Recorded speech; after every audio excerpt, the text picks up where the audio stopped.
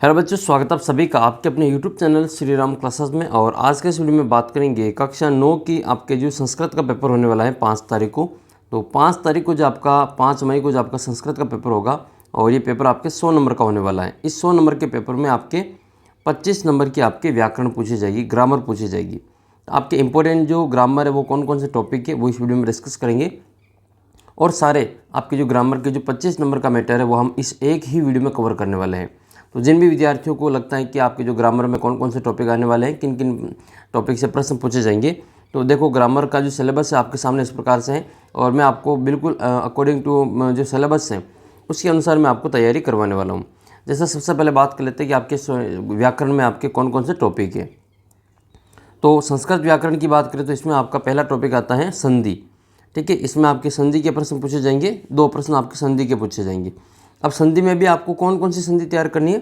स्वर संधि। ठीक है, और स्वर संधि में भी केवल आपको दीर्घ संधि, गुण संधि, वर्धी संधि और यण संधि, ये आपको 4 संधियों के बारे में पढ़ना है। फिर बात कर लेते हैं विसर्ग संधि के बारे में। विसर्ग संधि में आपको जो उत्व, रुत्व, लोप, विसर्ग और ये जो 3 संधियाँ हैं, 4 संधियाँ विसर्ग स्थान है, वो 4 आपकी जो विसर्ग संधि के प्रश्न पूछे जाएंगे। यानी कि टोटल 2 और 2 4 नंबर तो आपके संधि के हो जाएंगे। ठीक है, फिर बात कर लेते हैं समास की। तो समास जो है वो आपके 3 प्रश्न आपके जो 3 नंबर के समास के प्रश्न पूछे जाएंगे। समास में भी कौन कौन सा तैयार करना है? केवल तत्पुरुष समास, द्विगु समास और बहुब्रीहि समास। जो जो टॉपिक आपके सिलेबस में है उन्हीं टॉपिक को हम इसमें डिस्कस करेंगे, ताकि आपका जो सिलेबस के अकॉर्डिंग तैयारी होगी और आप जो अच्छा स्कोर अपनी किताब संस्कृत में कर पाएंगे। ये हम आपकी जो व्याकरण वाला जो पार्ट है उसको कवर कर रहे हैं। फिर आपका जो राइटिंग सेक्शन है, पत्र वगैरह हैं, वो आपको एक अलग से वीडियो में कवर करवा देंगे। तो समास आपके 3 ही तैयार करने हैं, द्विगु समास, बहुब्रीहि समास, ठीक है, और आपके जो तत्पुरुष समास, ये 3 तो आपके समास है 3 नंबर के। फिर आपके कारक।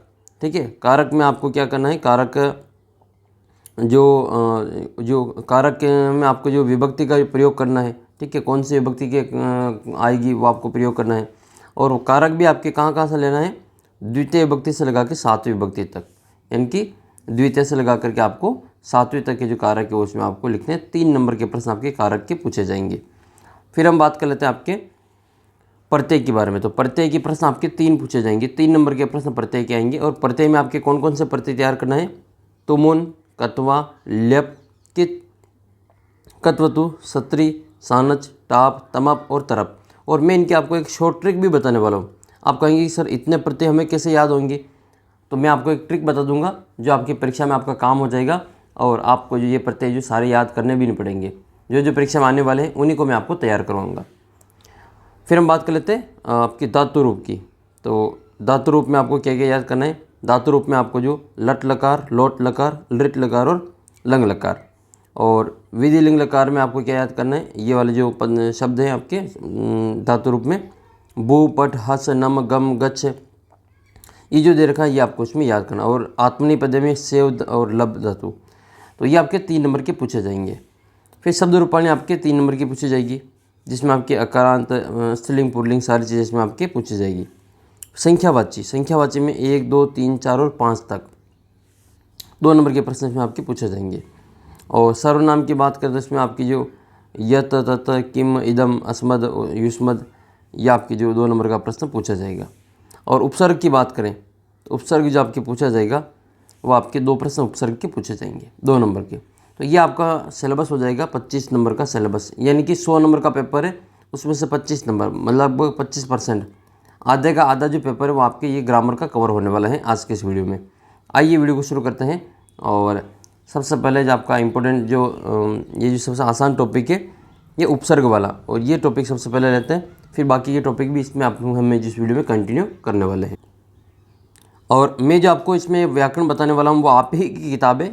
कक्षा 9 और 10 के लिए, कक्षा 9 और कक्षा 10 के लिए एक ग्रामर की किताब चलते हैं आपके। तो वो वाली ग्रामर की किताब में से आपको जो NCERT की किताब है, और उसी में से मैं आपको जो ये सारी चीज़ें बताने वाला हूँ। तो सबसे पहले बात कर लेते हैं उपसर्ग की, इसका सामान्य परिचय, और ये कितने प्रकार के होते हैं, कौन कौन से आपके इंपॉर्टेंट है वो देखने वाले हैं। तो उपसर्ग क्या होता है? उपसर्गों के जुड़ने से पद का जो अर्थ बदल जाता है। ठीक है, और पहले हम देख लेते हैं इसकी परिभाषा। तो उपसर्ग धातु रूप में या धातुओं के जो शब्द रूप से पहले जो जोड़ करके उसके अर्थ में परिवर्तन करने वाले शब्दों को क्या कहते हैं? उपसर्ग कहते हैं। यानी कि वे शब्दांश जो धातु या धातुओं के पहले जुड़कर उसके अर्थ में परिवर्तन ला देते हैं उसको अपन क्या कहते हैं? उपसर्ग कहते हैं।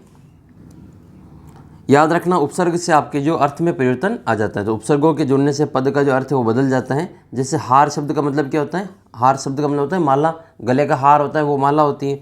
लेकिन इसमें जब हम प्र उपसर्ग लगा देते हैं तो ये शब्द बनेगा वो प्रहार हो जाएगा, और प्रहार का मतलब क्या हो जाएगा? मारना हो जाएगा। इसी प्रकार से हार शब्द में आ उपसर्ग लगाओ तो क्या बन जाएगा? आहार बन जाएगा, और आहार का मतलब होता है भोजन। इसी प्रकार से हार शब्द में सम उपसर्ग लगाएंगे तो ये संहार बनेगा, इसका मतलब क्या होता है? नष्ट होना। परंतु इसी उपसर्ग में, इसी शब्द में आपके वी उपसर्ग लगाएंगे तो वी विहार हो जाएगा, और विहार का मतलब क्या होता है? घूमना फिरना। तो ये कुछ आपके उपसर्ग दे रखे जो आपको अच्छे से याद होने चाहिए। फिर इसी बात में आपके जो परि उपसर्ग हैं, तो परि उपसर्ग की भी चर्चा कर लेते हैं। परि भी एक प्रकार का उपसर्ग है।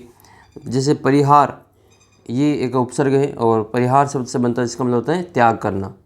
परिहार का मतलब क्या होता है? त्याग करना। तो ये अलग अलग प्रकार के जो इसमें एक ही शब्द है आपके, और उसमें जो अर्थ बदल रहे हैं आपके उपसर्ग के जुड़ने से।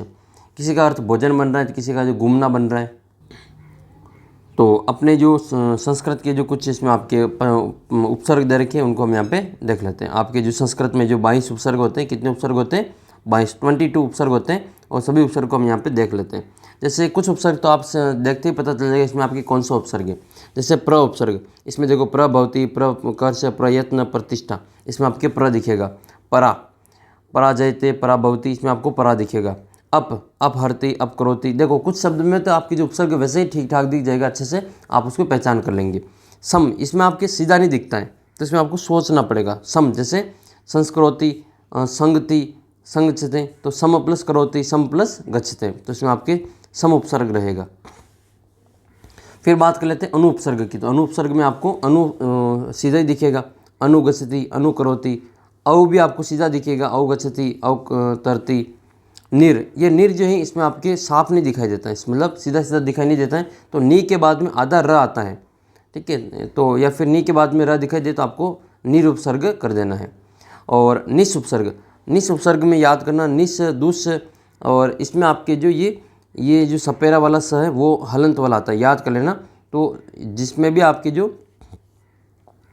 निस उपसर्ग देखना हो तो ये वाला स होगा, कभी भी ये वाला निस उपसर्ग नहीं होता है, निस नहीं होता है, या फिर ये निश वाला ये वाला श नहीं होता है। तो याद कर लेना, सपेरा वाला स ही उपसर्ग में होता है, बाकी इसके अलावा स इसमें उपसर्ग में नहीं होते हैं। तो जैसे इसमें आपकी जो निश ये उपसर्ग है तो ये निश हो जाएगा, इस निश कारण है तो ये आपके निश प्लस कारण हो जाएगा। क्या हो जाएगा? निश प्लस कारण हो जाएगा, निश कारण। निश प्लस सर्ती, तो निश प्लस ये निश हो जाएगा, निश प्लस क्या हो जाएगा? सर्ती हो जाएगा, निश प्लस सर्ती।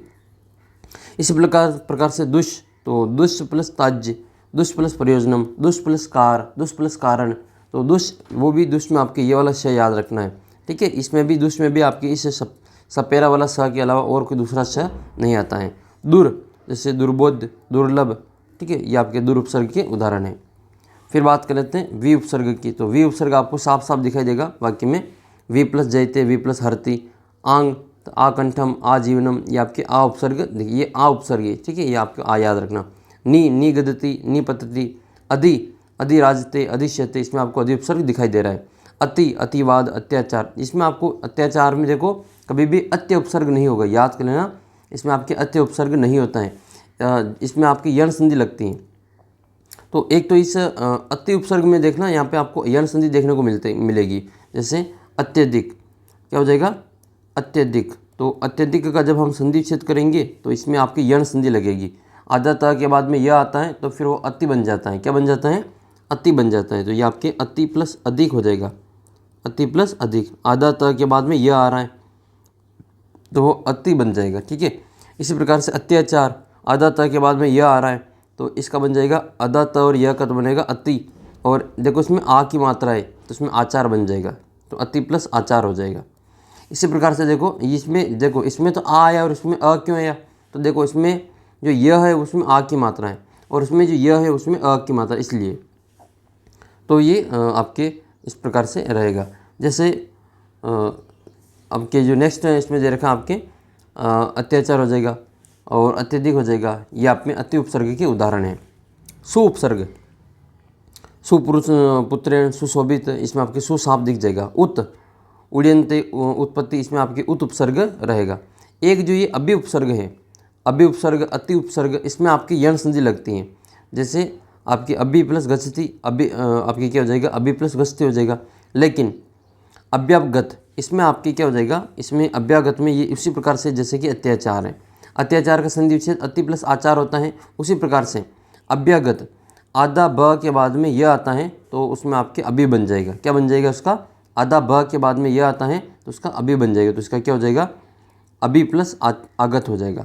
और ये आ क्यों आया, क्योंकि यह के आ की मात्रा है, तो अभी प्लस आगत हो जाएगा। देखो मैं आपको जो याद करवाने की कोशिश करूँगा कि आपको सारी चीज़ें अच्छे से याद हो जाएं। मेरा मकसद आपको ये सारी चीज़ें अच्छे से याद हो जाएं, बाद में भी आपके काम आए इस प्रकार से। तो अगर आपको स्कूल में ये सारी चीज़ें समझ में नहीं आई तो थोड़ी बहुत मैं आपको हेल्प करने की कोशिश करता हूँ ताकि आपके जो परीक्षा में काम आ जाए। तो देखो ये संधियाँ ये आपको नहीं बताएंगे, स्कूल में शायद पढ़ाएगी नहीं पढ़ाएगी मुझे नहीं पता, लेकिन इस प्रकार से अगर आप याद रखेंगे तो आपको ये परमानेंट याद हो जाएगी कि आधा ब के बाद में यह आता है तो वो अभी बन जाएगा। क्या बन जाएगा, बी बन जाएगा। तो ये अभी बन जाएगा, याद कर लेना। इसमें भी आपकी यण संधि है और यण संधि आपके ऊपर दे ही रखी है तो वो तो आपको पढ़नी पड़ेगी। और हम जब यण संधि को पढ़ेंगे तो और आपको अच्छी प्रकार से समझ में आ जाएगा। फिर इसी प्रकार से आपकी जो प्रति उपसर्ग हैं, प्रति उपसर्ग हैं तो प्रति उपसर्ग में भी आपको ये यण संधि देखनी पड़ेगी। जैसे प्रत्युपकार, तो आपके आधा त के बाद में यह आता है तो इसका क्या बन जाता है, ती बन जाता है। क्या बन जाता है, ती बन जाता है। और जो यह की मात्रा है वो बाद वाले में लग जाती हैं। उदाहरण के लिए हम देख लेते हैं, जैसे प्रत्युपकार है तो प्रति प्लस उपकार हो जाएगा। ये क्या बनेगा, प्रति प्लस उपकार बनेगा, तो ये प्रत्युपकार हो जाएगा।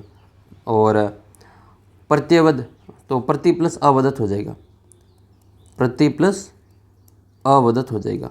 अब आप कहेंगे कि इसमें तो ऊ आया और इसमें अ क्यों आया, तो देखो इसमें ऊ आने का कारण ये है कि इसमें जो ऊ की मात्रा है, देखो प्रत्युपकार में य के ऊ की मात्रा है, तो जो य की मात्रा होती है उसको अपन पूरा अक्षर लिख लेते हैं। इसमें देखो य के अ की मात्रा है तो इसमें अ लिखा हमने, उससे पहले आ की थी तो हमने आ लिखा। ऐसे परिवर्तन में आपकी जो परि दिख जाएगा, ठीक है, परि प्लस तज्जम, परि प्लस वर्तनम।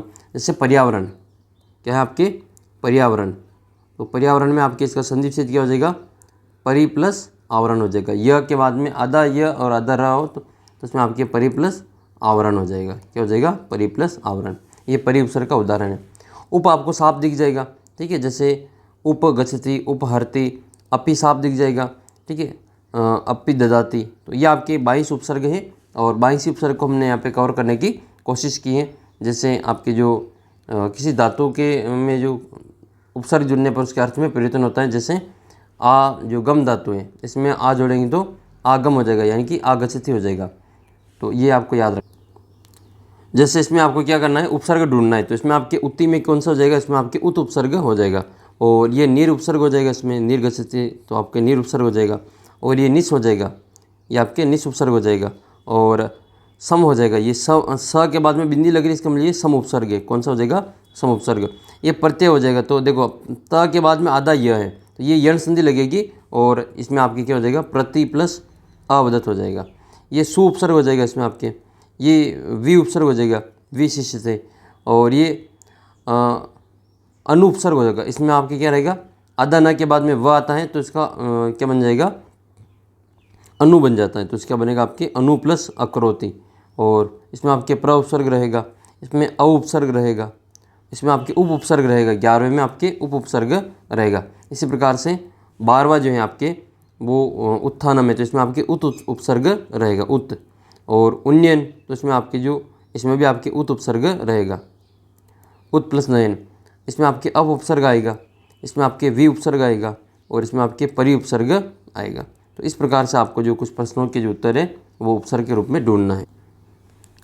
फिर उपसर्ग के बारे में अब हमें जो बाद में जब आप हमारे जो प्रत्यय हैं तो प्रत्यय को भी निपटा देते हैं। प्रत्यय क्या होता है, प्रत्यय का मतलब पीछे जोड़ता है, तो किसी भी धातु या शब्द के पश्चात यानी कि बाद में जोड़ता है, मतलब ये बाद में जुड़ने वाले शब्दांशों को क्या कहते हैं, प्रत्यय कहते हैं। और धातुओं में जुड़ने वाले प्रत्यय को कृत प्रत्यय कहा जाता है। प्रत्यय दो प्रकार के होते हैं, जो धातु में जुड़ता है उसको क्या कहते हैं, कृत प्रत्यय कहा जाता है। और जो संज्ञा शब्द में जुड़ता है उसको हम क्या कहते हैं, तद्धित प्रत्यय कहते हैं। और जो पुल्लिंग से स्त्रीलिंग बनाने में शब्दों का प्रयोग होने वाले प्रत्यय होते हैं उसको स्त्री प्रत्यय कहा जाता है। तो आपके इतने ये वाला इंपॉर्टेंट है, एक तो कृत प्रत्यय हो रहा है आपका तद्धित प्रत्यय। कृत प्रत्यय जो बनता है वो धातुओं से जुड़कर बनता है और संज्ञा शब्द में जो जुड़कर बनता है उसको तद्धित प्रत्यय कहा जाता है। तो कृत प्रत्यय में आपकी क्या क्या आएगा, कृत प्रत्यय में धातुओं को जोड़कर संज्ञा जो जिन प्रत्ययों में को धातुओं से जोड़कर संज्ञा सर्वनाम विशेषण अवयव बनाए जाते हैं उनको क्या कहते हैं, कृत प्रत्यय कहते हैं। जैसे अवयव बनाने के लिए कत्वा, ल्यप, तुमुन इन प्रत्ययों का योग किया जाता है। और धातुओं से विशेषण बनाने के लिए सत्री, सानच, तव्यत, अनियर, यत ये बनाया जाता है। तो आपके जो सत्री, सानच ये वाले जो अनियर है ये आपके जो सिलेबस में दे रखे हैं, तो ये आप अभी हम देखने वाले हैं। भूतकालिक क्रिया का प्रयोग करने के लिए कित और आपके कत्वतु ये जिसका अर्थ क्या होता है करना चाहिए के अर्थ में ये इसका प्रयोग किया जाता है। फिर इसके बाद में जो धातु से आपके जो संज्ञा बनाने में जाता है वो एक तो ये जो 3 प्रत्यय हैं वो आपके रहेगा, तो ये आपको यहाँ पे दिया जा रहा है। अब आपके जो इम्पोर्टेंट जो परीक्षा में आने योग्य जो आपके प्रत्यय हैं वो सबसे पहला आता है कत्वा। नाम के इसका आपके कत्वा प्रत्यय है। और कत्वा प्रत्यय का जो प्रयोग है वो आपकी जो पूर्वकालिक क्रिया को व्यक्त करने के लिए किया जाता है। कत्वा का मतलब करके, कत्वा का मतलब क्या होता है करके। जैसे मैं स्नान करके आया हूँ, तो पहले एक काम हो जाएगा फिर दूसरा काम होगा। जैसे मैं खाना खा कर आया हूँ, तो कत्वा इसका मतलब करके योग में इसका जो प्रयोग है वो किया जाता है। और कत्वा की क्या पहचान है, लास्ट में आपको जो है वो त्वा दिखेगा। क्या दिखेगा, त्वा दिखेगा। बस ये इसमें कत्वा की पहचान है। कत्वा में क्या पहचान है, लास्ट में क्या दिखेगा, त्वा दिखेगा, तो उसको अपन क्या कहेंगे, कत्वा प्रत्यय है इसमें। जैसे ये कृत्वा है, तो कृत्वा का क्या हो जाएगा, क्रीम प्लस कत्वा, ये आपके जो मूल धातु है और इसमें आपके ये कत्वा इसमें प्रत्यय रहेगा। जैसे गत्वा, तो गत्वा में मूल धातु क्या होती है, गम धातु होती है और कत्वा प्रत्यय रहेगा। नत्वा, नम प्लस कत्वा हो जाएगा। पित्वा, पित्वा में मूल धातु क्या है, आपके पा मूल धातु है और कत्वा इसका प्रत्यय रहेगा। तो देखो सबके लास्ट में क्या आ रहे हैं, त्वा त्वा त्वा त्वा, तो बस ये त्वा त्वा याद करना आपको, ठीक है। बस ये पहचान मैं आपको बताना चाहता हूँ कि आपको जो कत्वा प्रत्यय कभी भी गलत नहीं होगा। तो कत्वा में या तो आपको दिखाई देगा आधा ट और वा, या फिर आपको दिखाई देगा त्वा। तो त्वा का ज़्यादा चांस रहता है। ये आधा ट और 1-2 शब्दों में ये भी आपको याद कर लेना है। जैसे कृत्वा, कृत प्लस त्वा हो जाएगा, कत्वा हो जाएगा। जैसे गत्वा, गम प्लस कत्वा हो जाएगा, गत्वा। इसी प्रकार से ये हो जाएगा। दृष्टवा, ये इंपॉर्टेंट है आपके, दृष्टवा वाला थोड़ा सा अलग बनता है, ये आपको याद कर लेना है। तो दृष्टवा में आपके दृश्य प्लस कत्वा हो जाएगा बस। बाकी तो सभी में आपके त्वा त्वा दिखाई देगा, तो ये आप जो आराम से इसको कर लेंगे। तो ये त्वा प्रत्यय की पहचान है, ठीक है। जैसे पठित्वा, तो पढ़ करके, इसका मतलब क्या होता है, पढ़ करके। अहम पुस्तकम पठित्वा ज्ञानम प्राप्स्यामि, मैं पुस्तक पढ़कर ज्ञान प्राप्त करता हूँ। तो ये आपकी जो इसमें कर का योग आता है, किसका योग आता है, कर। तो कत्वा जो प्रत्यय होता है वो शब्दों का जो अवयव के रूप में भी प्रयोग करते हैं, ठीक है। इसका जो लिंग वचन काल नहीं बदलता है। फिर आपके आता है ल्यप प्रत्यय।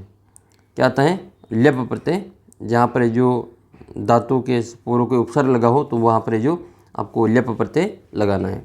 क्या लगाना है, धातु से पहले, आपकी जो धातु है उससे पहले क्या लगा हो, आपके जो कोई उपसर्ग लगा हो उसमें हम उपसर्ग लगाएंगे तो उसमें कौन सा प्रत्यय आएगा आपके, उसमें जो प्रत्यय आएगा वो आपका ल्यप प्रत्यय आएगा। तो वहाँ पर जो आपका जो धातु के से कोई जो उपसर्ग लगा हो तो वहाँ पे कत्वा के स्थान पर क्या आएगा, आपके ल्यप प्रत्यय का प्रयोग किया जाएगा। और ल्यप प्रत्यय में भी आपके जो लास्ट में जो आपके रहेगा वो आय की या फिर आधा या तो आय आएगा लास्ट में, आय, और या फिर आपके आय आएगा। क्या आएगा, ये पहचान है लास्ट की, ठीक है। जैसे प्रणम्य, तो इसमें आपके एक तो ये तो मूल धातु है, मूल धातु से पहले उपसर्ग होगा और इसके बाद में ल्यप धातु आएगा। तो ल्यप धातु की क्या पहचान है कि इसमें लास्ट में जो अय आएगा, क्या आएगा, अय। तो ये अय है, ये आय है, ये अय है, ठीक है। तो अय आय अय आय ऐसा आए तो फिर आपको जो ल्यप प्रत्यय कर देना है। जैसे प्र प्लस नम प्लस ल्यप प्रणम्य, वी प्लस ज्ञान प्लस ल्यप विज्ञाय, आ प्लस गम प्लस ल्यप अगत्य। इसी प्रकार से आपका जो आदा है प्रदाय, ठीक है, आ प्लस दा प्लस ल्यप आदाय, ठीक है। और ये सभी वो प्रत्यय हैं जो वो शब्द हैं जिनमें आय प्रत्यय हैं, ठीक है, मतलब ल्यप प्रत्यय। तो ल्यप की क्या पहचान है, तो ल्यप की एक ही पहचान है, लास्ट में तो अय होगा, अधिकतर में तो आय होता है। क्या होता है, आय। जैसे आदाय, ठीक है, विजित्य और ईय, आई। तो ये जो होता है इसमें आपकी एक तो उपसर्ग जुड़ा होता है पहले और उसके बाद में इसमें ये आय अय ये लास्ट में जुड़े होते हैं। ये थोड़ी सी पहचान आपको यहाँ से कर लेनी है। जैसे प्रदाय, ये इंपॉर्टेंट आता है। प्रदाय, प्र प्लस दा प्लस लप्य, ये प्रदाय आपके जब भी आय दिखे इसका मतलब लप्य आपको याद कर लेना है। फिर आता है तुमुन। तुमुन का जो प्रयोग किया जाता है वो तुम के लिए, ठीक है, अर्थात क्रिया को करने के लिए तुमुन अर्थ में जो धातु का प्रयोग के धातु के साथ में तुमुन प्रत्यय लगा जाता है। तो तुमुन की एक ही पहचान है कि लास्ट में तुम आएगा। क्या आएगा? तुम आएगा।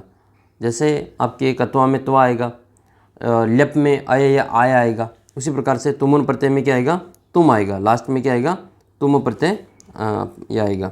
जैसे पठी तुम, लिखी तुम, खादी तुम, तो इसमें आपके तुम आएगा लास्ट में, तो तुमुन प्रत्यय लगा लेना, ठीक है।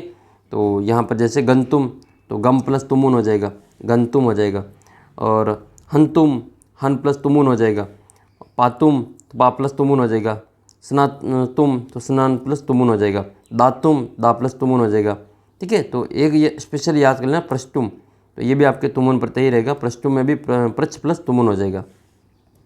तो ये कुछ जो तुमुन प्रत्यय के उदाहरण है वो आपको याद कर लेना है। खादितुम, खाद प्लस तुमुन हो जाएगा। क्रीडितुम, बासितुम, जीवितुम, ठीक है। ये आपके तुम प्रत्यय का जो उदाहरण है आपको याद रखना है।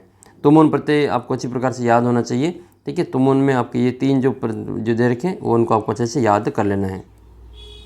जैसे आपके इंपॉर्टेंट और जो जैसे दृष्टवा, ये दृष्टवा हो जाएगा। प्र प्लस नम, तो प्र प्लस नम प्लस आय हो, ये लेप प्रत्यय हो जाएगा इसमें।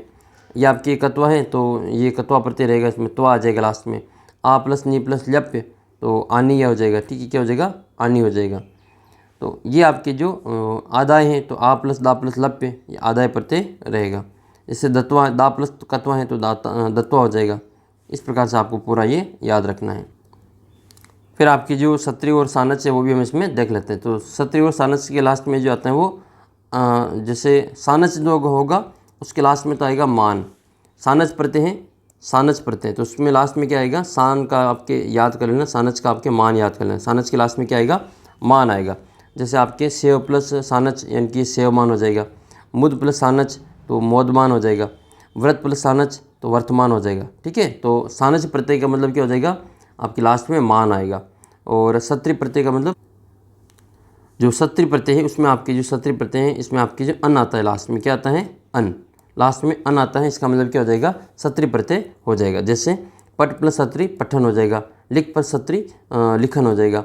हस प्लस सत्री आपके जो हसन हो जाएगा। तो ये आपके जो सत्री प्रत्यय का जो पहचान है, लास्ट में क्या आएगा? अन आएगा। सानच में आपके क्या आएगा? मान आएगा। कत्वा में आपके त्वा आएगा। और आय ये लप्य में आएगा। तो ये आपको थोड़ा सा अच्छे से तुमुन तुम आएगा। तो इस प्रकार से आपको जो अपने आन मान ये जो सानस प्रत्यय है इनमें आपको याद रखना है, ठीक है। ये इनके उदाहरण है सानस प्रत्यय के, जैसे यजमान है, लभमान है, सहमान है, जायमान है, यमान, शयान है और आपके वर्धमान है। तो इसमें सबके लास्ट में जो मान दिखाई दे रहा है, इस मान और या आन हो तो फिर इसमें आपके सानस प्रत्यय होता है, ठीक है। आपको इस प्रकार से ये चीज़ें याद रखनी है। जैसे ये पट प्लस सत्री है तो पठन हो जाएगा, लिखन हो जाएगा। सानच है तो सेवमान हो जाएगा। सानच है तो सहमान हो जाएगा, वर्तमान हो जाएगा, ठीक है। और हस आपके हसन हो जाएगा। सत्री है तो हसन हो जाएगा। तो ये आपको थोड़ा सा याद करके लिखना है। फिर आपके ये कुछ दे रखा है जो शब्द हैं इनमें आपको, जैसे गच्छन है, इनका जो गच्छत है इसमें आपके एक एक जो विभक्ति भी आपके यहाँ पे दे रखी है। तो ये तो ज़्यादा इसमें इम्पोर्टेंट है नहीं, मैंने जो आपको बताया वो आपको याद रखना है। कत प्रत्यय की बात करें तो कत के लास्ट में जो तह आता है, क्या आता है? कत प्रत्यय के लास्ट में तह आता है। कत के लास्ट में क्या आता है? तह आता है या ता आता है। पुल्लिंग होगा तो तह आएगा और स्त्रीलिंग होगा तो ता आएगा। जैसे गम प्लस कत गत आ जाएगा। क्री प्लस कत ये कृत आ जाएगा। पा प्लस कत पित आ जाएगा, ठीक है। लास्ट में देखो तह तह दिखाई दे रहा है, तो ये आपके कत प्रत्यय का पहचान है। कुल मिला के आपको ये सारी चीज़ याद रखनी। फिर आपके आता है कतवतु। तो कतवतु में याद रखना, कतवतु के लास्ट में जब प्रत्यय होगा तो उसमें क्या क्या जुड़ता है? कतवतु से जो शब्द बनेगा नया, उसमें वान, वती और वत आएगा। वान, वती और वत दिखे, वान, वती और वत दिखे, इसका मतलब आपकी क्या हो जाएगा? वो कतवतु प्रत्यय रहेगा। जैसे गम प्लस कतवतु गतवान, गतवती, गतवत। और पा प्लस कतवतु पितवान, पितवती, पितवत। और क्री प्लस कतवतु कृतवान, कृतवती और कृतवत। ये आपके जो प्रमुख इसके उदाहरण हैं। कुल मिला के ये कतवतु आएगा तो आपके वान, वती, वत आएगा, ठीक है। और ये थोड़ा सा आपको अलग से याद रखना है। वाहन वत्ती बताएगा तो आपकी जो कत वतु प्रत्यय रहेगा। फिर आपके जो तव्य और अनियर का है, अनिय का है तो आपके लास्ट में जो अनिय दिखेगा, अनियर के लास्ट में क्या आता है, अनिय आता है, और तव्यत के लास्ट में तव्य आता है। जैसे आपके गंतव्य, इसमें आपके तव्य प्रत्यय हो जाएगा, तव्यत हो जाएगा, पठितव्यत हो जाएगा, हसितव्यम हो जाएगा तो हस्यतव्य हो जाएगा। और आपकी लास्ट में जो उपसर्ग प्रत्यय दिखाई दे रहा है उसके अनुसार आपको उसका जो नाम है वो याद रखना। आपसे यही पूछा जाएगा कि इसमें जो किस प्रकार का प्रत्यय है, तो इसमें आपके और अनियर होगा तो अनिय आएगा लास्ट में। जैसे कर्तव्यम तो आपकी तव्यत हो जाएगा, जैसे गमनीय तो अनियर हो जाएगा, पठनीयम तो अनियर हो जाएगा, हसनीयम तो अनियम जब भी आए तो आपके अनियर उपसर्ग प्रत्यय हो जाएगा इसमें। तो ये जो प्रमुख, जैसे एक और आपके बचा हुआ है लप, तो लप जो प्रत्यय हैं वो भी आपको थोड़ा सा देख लेना है। लप प्रत्यय में आपके क्या चीज़ होती है, तो लप प्रत्यय में जो होता है वो आपके जो यह आता है उसमें केवल क्या आता है, यह आता है लास्ट में। तो लप प्रत्यय में आपकी क्या आ जाएगा, यह आ जाएगा। जैसे ई प्लस कैप्य तो इसमें आपकी इत्य आ जाएगा। फिर हम थोड़ा सा आपके जो व्याकरण है उसके बारे में देख लेते हैं। व्याकरण क्या होता है, व्याकरण का मतलब होता है आपके मतलब ये संधि क्या होती है, संधि के बारे में देख लेते हैं। तो संधि का अर्थ होता है वर्ण विकार। जो यह इसमें आपके जो क्या होता है जो दो संहिता जिसमें जो क्या होता है वर्ण विकार होता है, परिवर्तन आता है, उसको अपन क्या कहते हैं, संधि कहते हैं। तो दो या दो से अधिक वर्णों के जो जिसमें जो विकार उत्पन्न होता है उसको अपन क्या कहते हैं, उसको अपन यहाँ पे संधि कहते हैं। और संधि जो हमारे मुख्यतः 3 प्रकार की होती हैं।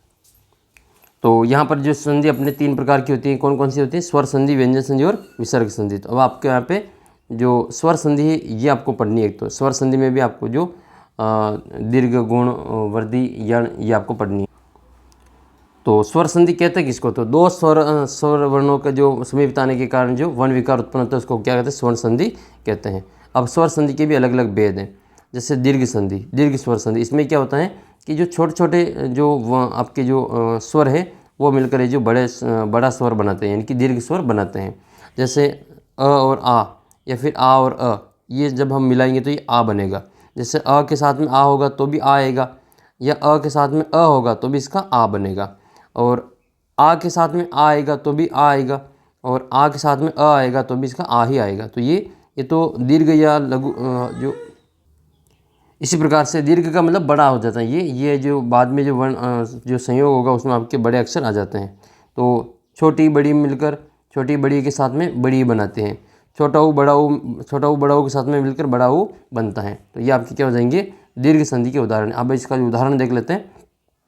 जैसे कि पुस्तक प्लस आलय, इसमें क्या है पुस्तक और ये है आलय। तो इसमें लास्ट में क्या आ रहा है, अ आ रहा है, और इसमें क्या आ रहा है, आ रहा है। तो जब भी अ और आ होगा तो अ और आ मिलकर क्या बनेंगे, आ बनेंगे। तो इसका क्या बन जाएगा, आलय बन जाएगा। देखो आ जाएगा, पुस्तकालय।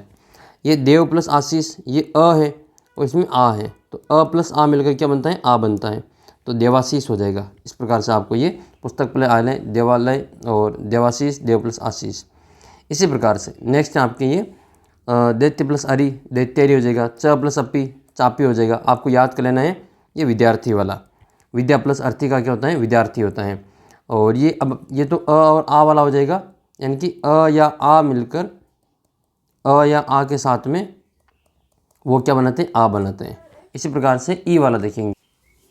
तो अ या आ के बाद का तो हमने कर ली, अब हम ई की बात करेंगे। यानी आपकी जो छोटी ई या फिर बड़ी ई, ये अगर हम छोटी ई या बड़ी ई के साथ में जुड़ेंगे तो ये हमेशा क्या बनेगा, बड़ी ई बनेगा। अब चाहे छोटी छोटी के साथ में जुड़े तो भी बड़ी बनेगा, छोटी बड़ी के साथ में जुड़ेगी तो भी बड़ी बनेगा, बड़ी छोटी के साथ में जुड़ेगी तो भी बड़ी ई बनेगा, और बड़ी बड़ी के साथ में जुड़ेगी तो भी बड़ी ई ही बनेगा। तो अब यहाँ पे उसका उदाहरण देख लेते हैं। जैसे गिरी प्लस इंद्र, इसमें ये छोटी ई के साथ में जुड़ के बड़ी ई बन गई, देखो गिरिंद्र बन गया। तो ये क्या हो जाएगा आपके, गिरी प्लस इंद्र का गिरिंद्र हो जाएगा। कपि प्लस ईश का कपीश हो जाएगा। मही प्लस ईश का महिष हो जाएगा। नदी प्लस ईश का नदीश हो जाएगा। लक्ष्मी प्लस ईश्वर का लक्ष्मीश्वर हो जाएगा। सु प्लस उक्ति का सुक्ति हो जाएगा।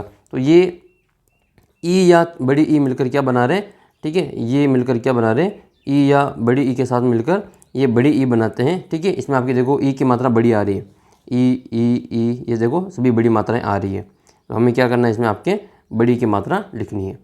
फिर आपके ऊ वाला देख लेते हैं। तो ऊ वाला भी देख लेते हैं यहाँ से आपके जो ऊ वाला रहेगा, यानी कि छोटा ऊ और बड़ा ऊ। छोटा ऊ और ये बड़ा ऊ, ये मिलेंगे छोटे और बड़े ऊ के साथ में, तो हमेशा बड़ा ऊ ही निकलेगा। ठीक है, बड़ा ऊ ही निकला। ये छोटे ऊ की मात्रा है और ये वाला बड़ा ऊ की मात्रा है। तो सु प्लस उक्ति, इसमें छोटा ऊ है और इसमें भी छोटा ऊ है, तो जब इसको साथ में लाएंगे तो ये बड़ा ऊ बन जाएगा। देखो इसकी मात्रा चेंज हो गई, तो ये सुक्ति हो जाएगा।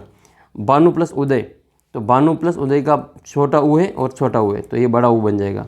ठीक है, ये आपको थोड़ा सा अलग से याद रखना है। तो दीर्घ में क्या होता है, छोटे छोटे या छोटे बड़े मिलकर बड़े बनते हैं। ठीक है, छोटे छोटे देशों में या बड़ी बड़ी बातें होती रहती हैं। कमेंट करके बताना मैंने जब भी डायलॉग बोला वो किसका डायलॉग है। छोटे छोटे देशों में बड़ी बड़ी बातें होती रहती हैं। फिर आता है गुण संधि। तो गुण संधि में क्या होता है, गुण संधि में ये होता है कि अगर अ या आ के बाद में, अ या आ के बाद में, अगर देखो अ या आ के बाद में अ या आ ही आएगा तो वो तो आ बन जाएगा, लेकिन अ या आ के बाद में छोटी ई या फिर ये जो बड़ी ई आती है तो उसका क्या बन जाता है, आई बन जाता है। क्या बन जाता है, इसका आई बन जाता है। तो ये आपको याद रखना है। जो इसमें आप लिखेंगे एक मात्रा बन जाती है, ए बन जाता है। तो अ या आ के बाद में ई या ई आती है तो उसमें क्या बनेगा, ए बनेगा।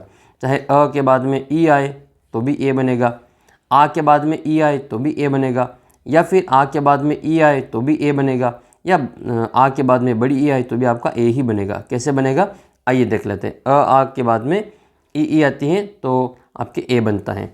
उदाहरण के लिए उप प्लस इंद्र। अब उप में आपके क्या है, अ है, और इंद्र में क्या है, ई है। तो अ और ई बन रहा है, ये अ और ई मिलकर क्या बनाएंगे, ए बनाएंगे। तो देखो ये जो ई की मात्रा है, ये अ की मात्रा, ये दोनों मिलकर क्या बनाएंगे, उपेंद्र बनाएंगे। और जिसमें मात्रा किसकी आ जाएगी, ए की मात्रा आ जाएगी। देव प्लस इंद्र, तो ये अ है, ये ई है। देव में अ है और इंद्र में ई है, तो अ प्लस ई ये ए बनेगा, तो देवेंद्र हो जाएगा। गणेश, तो गण प्लस ईश, अ ई ए बन जाएगा। तो ये अ और ई मिलकर ए बनाएंगे। तो उम्मीद करता हूँ कि ये अ और ये आपके बड़ा ई, ये भी आपके ए ही बनाएंगे। तो ये आपके जो क्या हो जाएगा, गुण संधि हो जाएगी। ठीक है, ये तो हो जाएगा आपका ई वाला, ए वाला सिस्टम। तो जैसे नर प्लस ईश नरेश हो जाएगा, महा प्लस ईश महेश हो जाएगा, सूर प्लस ईश सुरेश हो जाएगा। तो आपको जो ये जो वर्ण है, गुण वर्ण, इनका आपको याद रखना, अ ए ओ, इन वर्णों को गुण वर्ण कहा जाता है। फिर बात कर लेते हैं हम इसमें, जैसे लता प्लस ई लते हो जाएगा, गंगा प्लस इति गंगेती हो जाएगा। कुल मिला के आपको जो वो वाला है, वो दीर्घ जो गुण जो वर्ण है वो आपको याद रखना है। फिर आप क्या आते हैं, अ या आ के बाद में ई तो हो गया, अब ऊ चलते हैं। तो अ या आ के बाद में, अ या आ के बाद में छोटा ऊ या बड़ा ऊ आता है तो उसका ओ बनता है। क्या बनता है, ओ बनता है। आइए देख लेते हैं कैसे बनते हैं। जैसे भाग्य, भाग्य में देखो अ है और उदय में आपके ऊ है, तो अ और ऊ मिलकर क्या बनाएंगे, ओ बनाएंगे। तो इसका जो संधि करेंगे तो क्या आएगा, भाग्योदय आएगा। सूर्य प्लस उदय सूर्योदय, नर प्लस उत्तम नरोत्तम, अ के बाद में ऊ ओ बनेगा, अ के बाद में ऊ ओ बनेगा। हित प्लस उपदेश हितोपदेश, महा प्लस उत्सव महोत्सव, आ के बाद में देखो अ के बाद में ऊ है तो भी आपके बड़ा ये ओ ही बनेगा, और आपके आ के बाद में ऊ हो तो भी इसका ओ ही बनेगा। जैसे महा प्लस उत्सव महोत्सव हो जाएगा, गंगा प्लस उद्गम गंगोद्गम हो जाएगा, यथा प्लस उचित यथोचित हो जाएगा। ये तो आगे आ और छोटा ऊ। अब मान लो आ और बड़ा ऊ हो तो भी इसका आपके ओ ही बनेगा। उदाहरण के लिए गंगा प्लस उर्मी गंगोर्मी हो जाएगा, महा प्लस उरु महोरु हो जाएगा। तो ये आपके कुछ जो शब्द हैं वो आपको याद रखना। नव प्लस उड्डा नवोडा हो जाएगा, नव प्लस उड्डा नवोडा हो जाएगा। फिर आता है अ या आ के बाद में री, तो उसका अर बन जाता है। क्या बन जाता है, अर बन जाता है। जैसे देव प्लस ऋषि देवर्षि हो जाएगा, ग्रीष्म प्लस ऋतु ग्रीष्म ऋतु हो जाएगा, वर्षा प्लस ऋतु वर्षा ऋतु हो जाएगा। ये वर्षा ऋतु है ना, ये वर्षा और ऋतु ग्रीष्म और ऋतु। तो गुण संधि में आपको कोई इतनी खास चीज़ें याद नहीं रखनी, बस मैं आपको थोड़ा सा वापस रिवाइज करवा देता हूँ। जैसे अ या आ, अ या आ के बाद में असमान वर्ण इनके अलावा कोई दूसरा आ जाए, जैसे ई या ई आ जाए, ई या ई आ जाए तो इसका क्या बनेगा, ए बनेगा। क्या बनेगा, ए बनेगा। अ या आ के बाद, तो अ या आ के बाद में अब आपके जो छोटा ऊ या फिर बड़ा ऊ आ जाए तो इसका क्या बनेगा, ओ बनेगा। क्या बनेगा, ओ बनेगा। या अ या आ के बाद में मान लो री ऋषि वाला आ जाए तो इसका क्या बनता है, अर बनता है। क्या बनता है, अर बनता है। ये आपका गुण संधि है। बस इतना सा आपको चीज़ें याद करनी है। नेक्स्ट क्वेश्चन की ओर बढ़ते हैं। नेक्स्ट क्वेश्चन आपका जो संधि है वो आपके सामने इस प्रकार से है। नेक्स्ट आपकी जो वर्दी संधि, वर्दी संधि की क्या पहचान है? 2 मात्रा होती है उसके ऊपर, क्या होती है? 2 मात्राएं होती है। तो देखो हमने अ या आ के बाद में, अ या आ के बाद में हमने अ या आ को देखा, अ या आ को देखा, तो इसका क्या बना? इसका आ बना। ये तो हो गया दीर्घ। अ या आ के बाद में, अ या आ के बाद में हमने ई या फिर बड़ी ई को देखा, तो वो उसका क्या बना? ए बना। ये हमारा गुण संधि हो जाएगी। अब बचा हुआ हमारा अ या आ के बाद में क्या आ जाएगा? ए या आई आ जाएगा, ए या फिर आई, ऐसे एड़ी और आई से आई नक, तो आई आ जाएगा, तो उसका आपके आई बनेगा। ठीक है, देखो आई में यहाँ पे एक ही मात्रा है, लेकिन जब किसी व्यंजन के ऊपर लगेगी इसकी 2 मात्रा हो जाती है। इसके ऊपर कोई मात्रा नहीं है, लेकिन किसी के ऊपर मात्रा लगे, इसको लगाएंगे तो इसकी 1 मात्रा आती है। तो ये तो आपकी 1 मात्रा और ये इसकी 2 मात्रा होती है। इसका मतलब आप समझ में आ रहा होगा, इसका 1 मात्रा होती है और इसकी 2 मात्राएँ होती हैं। जैसे उदाहरण के लिए आपकी जो ये तो हो जाएगी आपकी दीर्घ संधि, ये हो जाएगी आपकी गुण संधि और ये हो जाएगी आपकी वृद्धि संधि। तो वृद्धि संधि में क्या होता है? 1 मात्रा की वृद्धि हो जाती है। गुण में 1 मात्रा की क्या हो जाती है? वृद्धि हो जाएगी। ये दीर्घ जब बड़े होंगे तो गुण आएंगे और 1 गुण आपके और बढ़ेगा, ऐसे आपको याद कर लेना है। दीर्घ मतलब बड़ा हो जाएगा और बड़े होंगे तो कुछ गुण आएंगे हमारे में। अब गुण आएगा तो 1 गुण की और वृद्धि हो जाएगी। यहाँ पर 1 ही मात्रा है, 1 मात्रा की और वृद्धि हो जाएगी, तो उसमें आपकी वृद्धि संधि याद हो जाएगी। जैसे मम प्लस ए, तो अब अ के बाद में ए आ रहा है, अ के बाद में ए आ रहा है तो इसका आई बनेगा। आई का मतलब कितनी मात्रा है? 2 मात्रा है, इसीलिए मम प्लस ए का क्या बना? ममई बना, ममई बनेगा। ठीक है, तो ममई इसका जो आंसर रहेगा, इसके 2 मात्रा आ जाएगी। देखो 1 प्लस एकम, तो एकम हो जाएगा इसका। ठीक है, ये क्या हो जाएगा? एकम हो जाएगा, 1 प्लस एकम हो जाएगा। तव प्लस एव, तो तवेव हो जाएगा। क्या हो जाएगा? तवेव। इसमें आपकी आ, आई और औ, इसको क्या कहते हैं? इसको वृद्धि वर्ण कहा जाता है। ये आपके वृद्धि बना रहे हैं, तो ये क्या बनेगा? आ, ए, आई और औ, ये आपके वृद्धि वर्ण के रूप में जाने जाते हैं। तो ये तो हो जाएगा आपके अ और आ के बाद में ए या आई आएगा, तो उसका क्या बनेगा? आई बन जाएगा। जैसे अद्य प्लस एव, अद्य हो जाएगा, ये आपको अच्छे से याद कर लेना है। फिर आपके तथा प्लस एव का तथ्य हो जाएगा, ये बार बार पूछा जाता है। सदा प्लस एव का सदैव हो जाएगा। देव प्लस ऐश्वर्यम का देवैश्वर्यम हो जाएगा। ठीक है, आत्म प्लस ऐक्यम का आत्मैक्यम हो जाएगा। तो सबसे ज़्यादा इंपॉर्टेंट आपका सदैव वाला है, तथ्य वाला है और अद्य वाला है। फिर आता है आपका अ या आ के बाद में ओ या औ आता है, तो उसका औ बनता है। जैसे जल प्लस ओग का जलोग बनेगा। मम प्लस औषधि का ममौषधि बनेगा। नव प्लस औषधि का नवौषधि बनेगा। ऐसे विद्या प्लस औचित्यम का विद्योचित्यम हो जाएगा। तो ये आपकी जो वृद्धि संधि का उदाहरण है, इसमें भी आपकी 2 मात्राएं देखने को मिलेगी। तो वृद्धि संधि की क्या पहचान है? इसके ऊपर 2 मात्राएं होती हैं, ये आपकी वृद्धि मात्रा हो जाएगी, और 1 मात्रा ऊपर तो फिर आपके गुण संधि हो जाएगी। तो ये हो जाएगा आपका क्या? वृद्धि संधि। वृद्धि के बाद में एक को आता है यण संधि। यण संधि में आपको याद कर लेना है कि यण संधि में क्या होता है कि आपके जो इको यणची होता है, क्या होता है? इको यणची।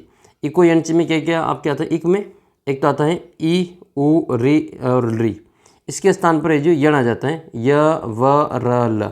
ठीक है, य, व, र, ल आ जाता है। तो जब आपको ई या ई के बाद में, ई या ई के बाद में, उ या ओ के बाद में, री या री के बाद में, या री के बाद में कोई भी असमान स्वर आ जाए, तो उसमें ई का तो य बनता है, उ का व बनता है और री का र बनता है और री का ल बनता है।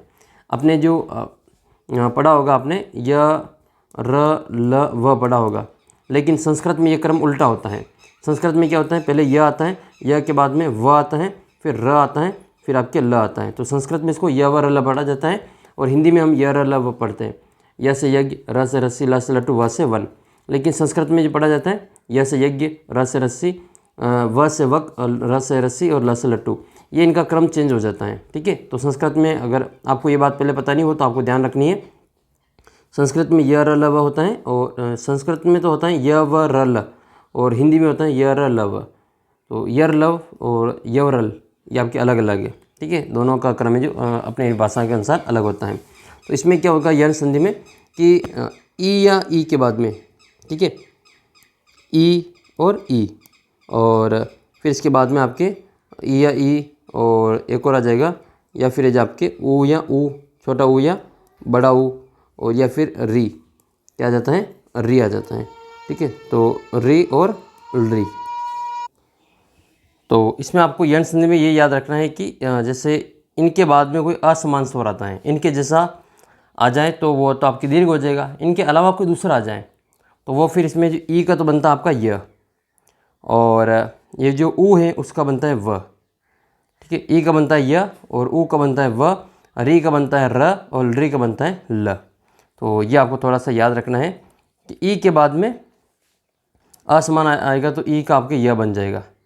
जैसे यदि प्लस अपी, अब ई और अ आ रहा है, ई प्लस अ आ रहा है तो इसका क्या बनेगा, इसका बनेगा य। क्या बन जाएगा ये य बन जाएगा। ठीक है, य।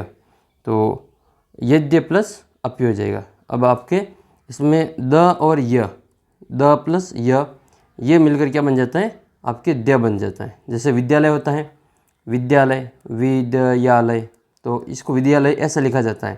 ठीक है, लेकिन हम क्या इसको कैसे लिखते हैं, विद्यालय ऐसा लिखा जाता है, ये विद्यालय। तो ये जो है वो द्य है, इसमें द और य है। इति प्लस आदि, तो इति प्लस आदि में आपके ई है, छोटी ई प्लस आ है, तो ई और आ का क्या बन जाएगा आपके या बन जाएगा। क्या बन जाएगा, या बन जाएगा। तो ये थोड़ा सा आपको याद रखना है। ये जो वर्ण है ई त, ये तो इसका पूरा हो जाएगा, लग जाएगा, इसमें आधा हो जाएगा, और इस ई और अ का आपके य और या बन जाएगा। तो इसमें आपकी क्या बन जाएगा, इत्यादि हो जाएगा। अति प्लस आचार का अत्याचार हो जाएगा। अति प्लस अवदत का अत्यवदत हो जाएगा। नदी प्लस आवेग का नद्यावेग हो जाएगा। तो ये आपकी यण संधि के उदाहरण है और ये आपके उपसर्ग ढूंढने में काफ़ी आपको हेल्प करती है। जैसे उदाहरण के लिए स्वागत वाला सबसे ज़्यादा पूछा जाता है। इस स्वागत का संधि छेद क्या होगा, तो सु प्लस आगतम होता है। स्वागत का सु प्लस आगत होता है। अन्वय का क्या होगा, अनु प्लस अन्वय हो जाएगा। और अन्वेंशन का क्या हो जाएगा, अनु प्लस एष्णम हो जाएगा। अनु प्लस एष्णम का अन्वेंशनम हो जाएगा। तो ये आपके क्या हो जाएंगे, जो यण संधि के कुछ उदाहरण है। अनु प्लस एष्णम अन्वेंशनम हो जाएगा। जैसे ऊ वाला देखिए तो ये आपकी जो मधु प्लस अरी, यानी कि ऊ के बाद में अ आएगा तो ये आपके व बन जाएगा। तो ऊ और अ मिलकर बनकर ये क्या बन जाएगा, व बन जाएगा। और ये जो वर्ण होता है जिसमें ऊ की मात्रा लगी होती है वो आधा हो जाता है। जैसे ये जो द पूरा है वो आपके आधा द हो जाएगा। ठीक है, यह पूरा है तो आधा यह हो जाएगा। ठीक है, र पूरा है तो आधा र हो जाएगा ऐसे। तो वधु प्लस आगमन तो वध्वागमन हो जाएगा। पितृ प्लस आदेश ये आपके पित्रादेश हो जाएगा। मातृ प्लस आज्ञा मात्राज्ञा हो गया। तो यही आपके ज़्यादातर पूछे जाते हैं, पित्रादेश और मात्राज्ञा। तो और पितृ प्लस उपदेश। फिर आपकी अयादि संधि इसमें दे नहीं रखी तो इसको हम यहाँ पे नहीं पढ़ेंगे। तो कुछ संधि के हम उदाहरण देख लेते हैं। जैसे तवेव, तो तवा प्लस ए हो जाएगा, तवेव हो जाएगा। नदी प्लस ई हो जाएगा, नदी हो जाएगा। ठीक है, के प्लस अपे हो जाएगा, कह प्लस अपे हो जाएगा। अत्याचार का अति प्लस आचार हो जाएगा। ठीक है, यथा प्लस उचित हो जाएगा, यथोचित हो जाएगा। इसमें जैसे आपकी दे रखा है कविंद्र, तो ये कवि में बड़ी ई की मात्रा आ रही है तो कवि में छोटा ई होता है, तो कवि प्लस इंद्र हो जाएगा, कवि प्लस इंद्र हो जाएगा। अत्याचारम का आपकी क्या हो जाएगा, अति प्लस आचरम हो जाएगा, अति प्लस आचारम हो जाएगा। अत्याचारम क्या हो जाएगा, अति प्लस आचारम, ये हो जाएगा अति प्लस आचारम। ठीक है, गंगेति तो गंगा प्लस इति हो जाएगा, गंगा प्लस इति, आ और ई बनकर ए बनता है तो गंगा प्लस इति हो जाएगा गंगेति। ठीक है, तथैव का क्या हो जाएगा, तथा प्लस एव हो जाएगा, तथा प्लस एव। वृक्षेपि तो वृक्ष प्लस अपि हो जाएगा। फिर आपकी विसर्ग संधि दे रखी है, इसमें आपके सत्व हैं तो इसमें आपकी क्या है, तो इसमें आपके न इसमें जो विसर्ग के बाद में अगर खर प्रत्याहार आता है, इनकी प्रत्येक वर्ग का प्रथम द्वितीय बन आता है तो इसका क्या हो जाता है, स हो जाता है। नमस्ते आपको इसका संधि से याद कर लेना, नमः प्लस ते हो जाएगा। सबसे ज़्यादा आपके यही पूछा जाता है नमस्ते का, तो नमः प्लस ते एक तो आपके ये इंपॉर्टेंट है। फिर आपका षटत्व का क्या हो जाएगा, जैसे निष्फल है तो निह प्लस फल हो जाएगा, निष्कपट तो निह प्लस कपट हो जाएगा, दुष्कर्म तो दुह प्लस कर्म हो जाएगा ऐसे। नमस्कार तो नमः प्लस कार हो जाएगा, पुरस्कार तो पुरः प्लस कार हो जाएगा ऐसे। ये सभी आपको याद रखने हैं, पुरस्कार नमस्कार इनकी संधि विच्छेद आपको याद करना है। ऋतु उत वाला याद कर लेना है, तो जैसे बाल प्लस अयम आपके जो बालोयम हो जाएगा, मतलब बाल प्लस अ प्लस प्लस अयम तो बालयम हो जाएगा। फिर आपके इसमें स अवदत तो इसमें आपके सो अवदत हो जाएगा, नृपोवदत तो नृप प्लस अवदत हो जाएगा। अब संधि के बाद में थोड़ा समास को देख लेते हैं। समास का मतलब क्या होता है, संक्षेप। समास का मतलब क्या होता है, समास का मतलब होता है संक्षेप, यानी कि दो या दो से अधिक पद उसमें वर्ण थे, इसमें आपके पद आएंगे यानी कि शब्द आएंगे।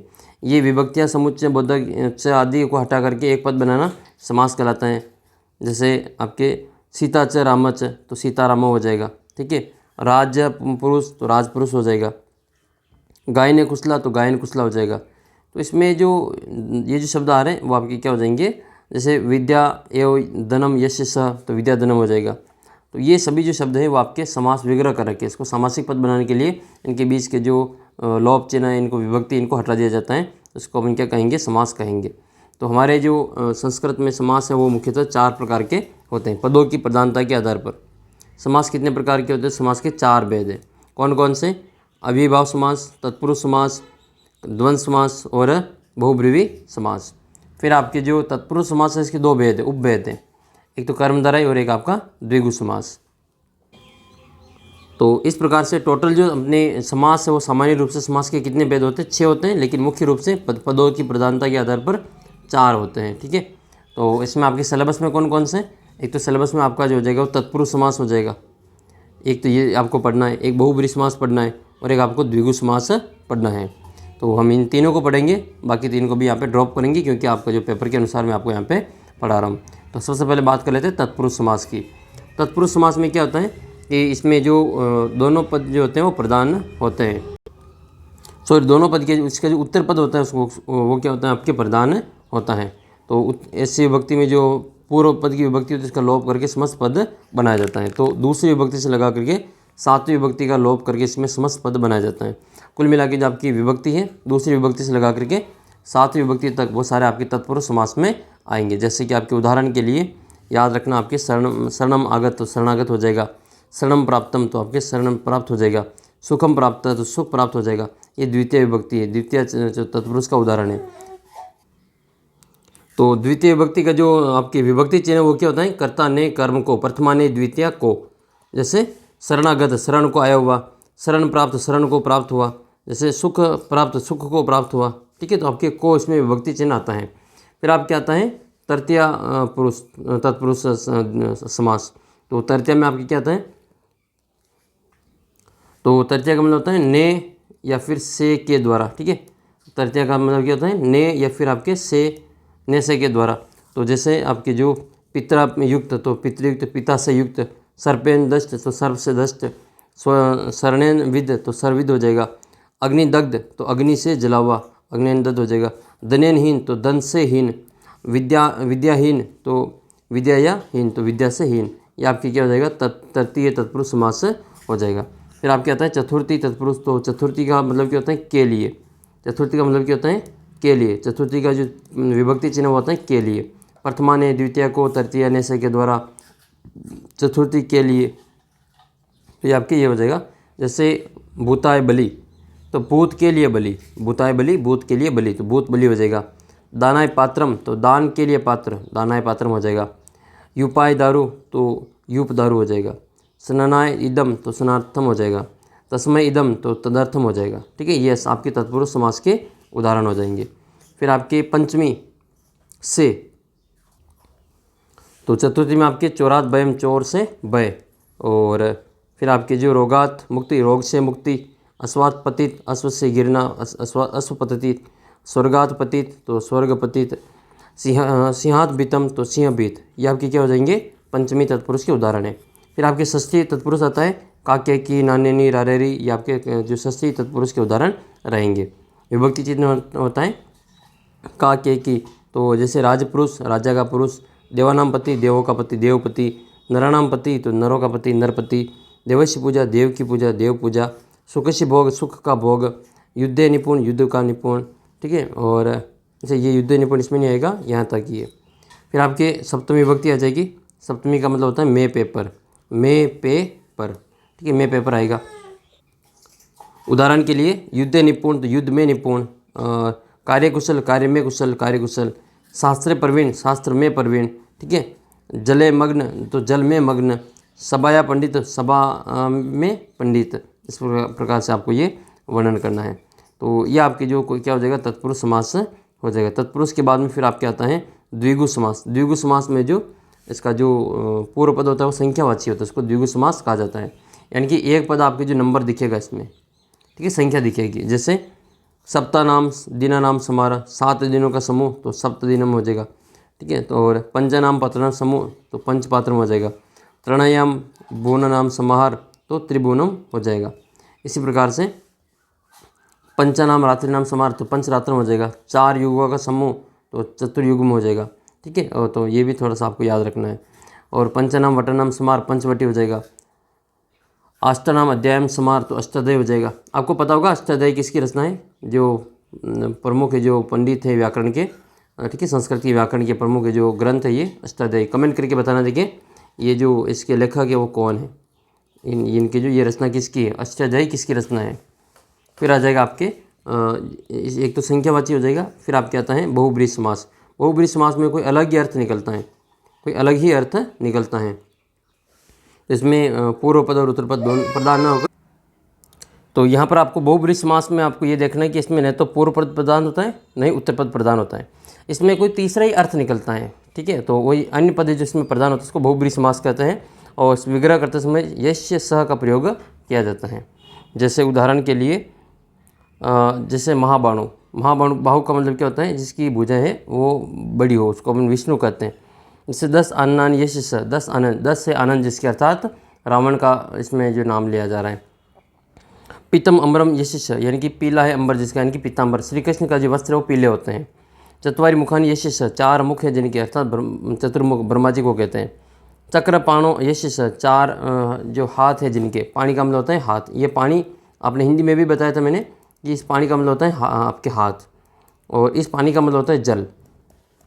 इस पानी का मतलब क्या होता है, इसका मतलब होता है जल, और इस पानी का मतलब होता है आपके हाथ होता है। तो चक्र पाणी विष्णु हो जाएगा। शूल पाणी जिनके हाथ में त्रिशूल है, शूल पाणो यश शिव हो जाएगा। चंद्र इव मुख्य स, चंद्रमा के जैसा मुख जैसा नारी को कहते हैं। तो ये अन्य अर्थ निकलता है। इसमें आपको क्या करना है, बहुब्रीहि समास का प्रयोग करना है। लंबोदर, लंबा है उदर जिसका, श्री गणेश जी को कहते हैं।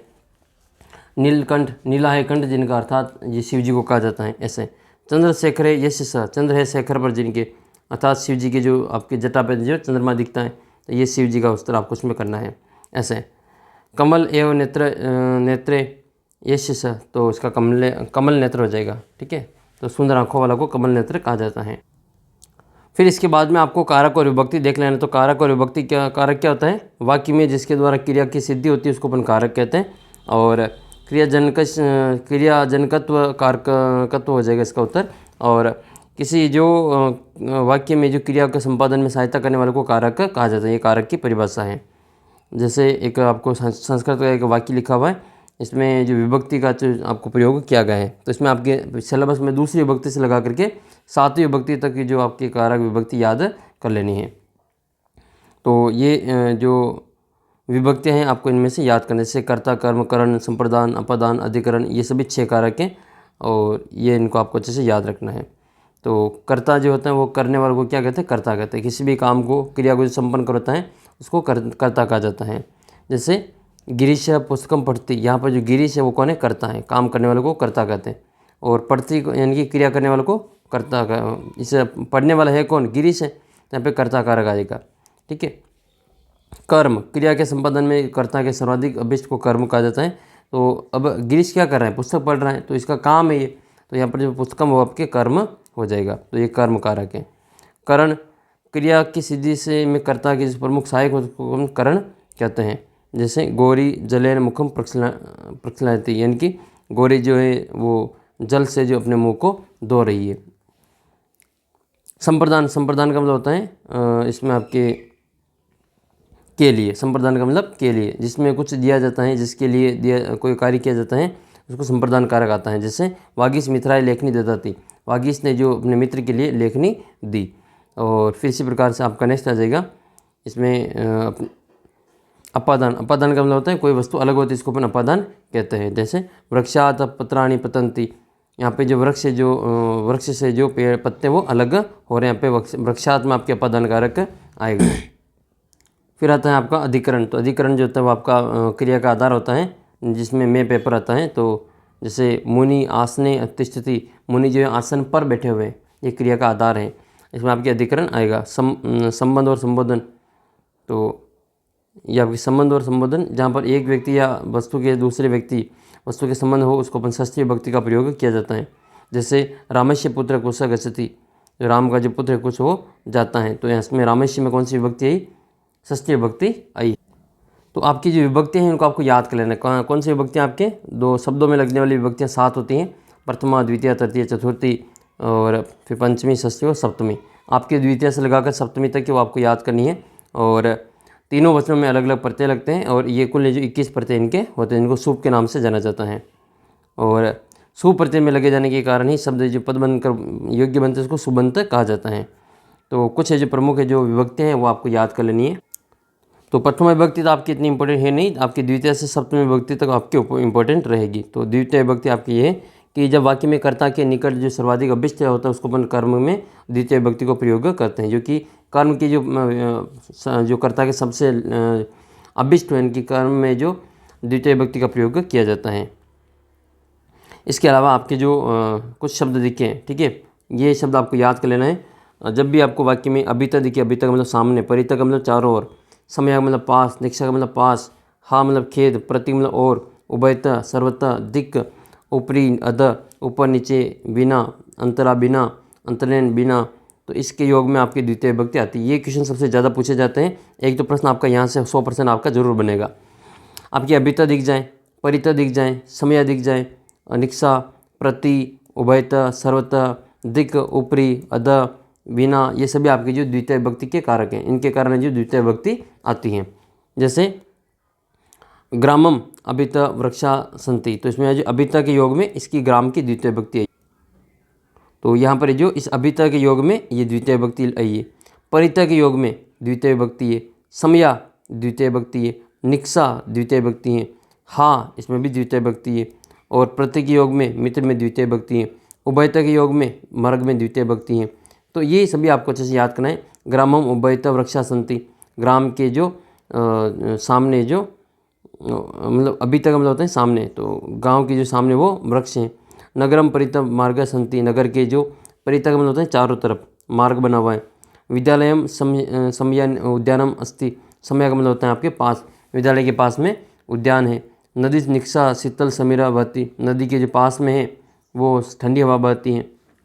तो ये सभी जो आपके शब्द वो आपको याद रखना है। अभिता, परिता, समया, निक्षा, हा, प्रति, उभयता, प्रति, सर्वता, ठीक है, दिक्, ये सभी आपके क्या हैं, वो शब्द हैं जिनके कारण द्वितीय विभक्ति प्रयोग में लिया जाता है। जैसे वीणा शब्द है, ऊपरी शब्द हैं, आपको इनको याद कर लेना, ऊपरी, अध, वीणा, ठीक है, अंतरा, अंतरेण, इनके कारण द्वितीय विभक्ति आती है।